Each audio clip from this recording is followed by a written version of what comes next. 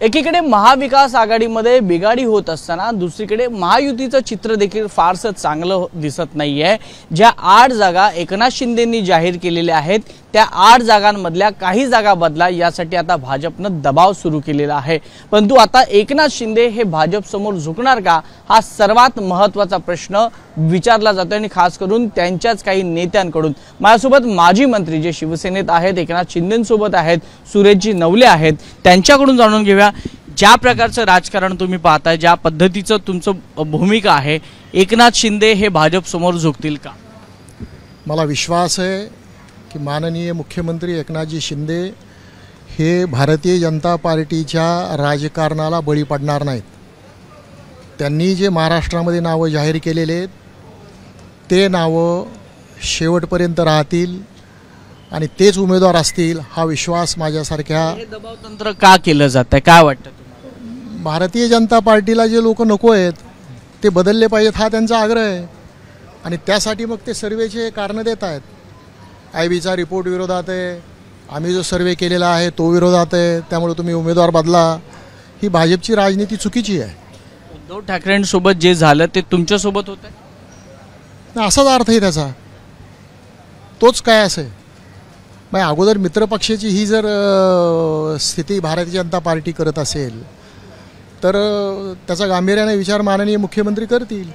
मुख्यमंत्री दबावाला बळी पडतायत असं तुम्हाला वाटतंय का? कारण का उद्धव ठाकरेंसोबत असताना 50% शेअरिंगवरनं वाद झाले होते, 150 मिशन त्याच्यावरनं वाद झाले होते, मुंबई महानगरपालिकेतले अनेक किस्से आहेत। भाजप आणि उद्धव ठाकरेंची म्हणजे त्यावेळीची शिवसेना यांच्यामधले खटके काही नवीन आहेत, आता ते तुमच्यासोबत पाहायला पडतात, याचा अनुभव तुम्हाला नव्हता? नाही, माननीय मुख्यमंत्री हे सौम्य प्रकृतीचे आहेत परंतु ठाम आहेत हा विश्वास आम्हाला आहे।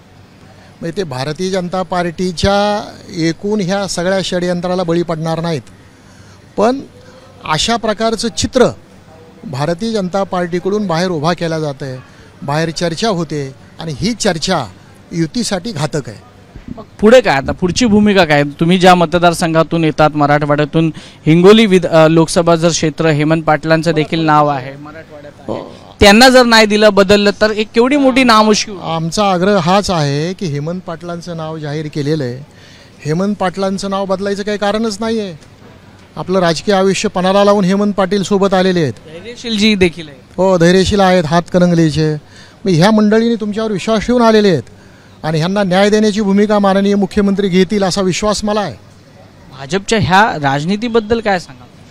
नाही, ते एक शेर आहे आमच्या एक मिर्झा गालिबचा, आए ते तवायफों के कोठे बंद करने, सिक्कों की खनक सुनकर खुद ही मुजरा करने बैठे, अशी भारतीय जनता पार्टीची अवस्था आहे आणि त्यामुळे यातून त्यांनी बाहेर पडावं एवढीच आमची आग्रहाची विनंती आहे आणि आवाहन आहे। पण याच्यामुळे काही युती तुटेल असं वगैरे वाटतं तुम्हाला?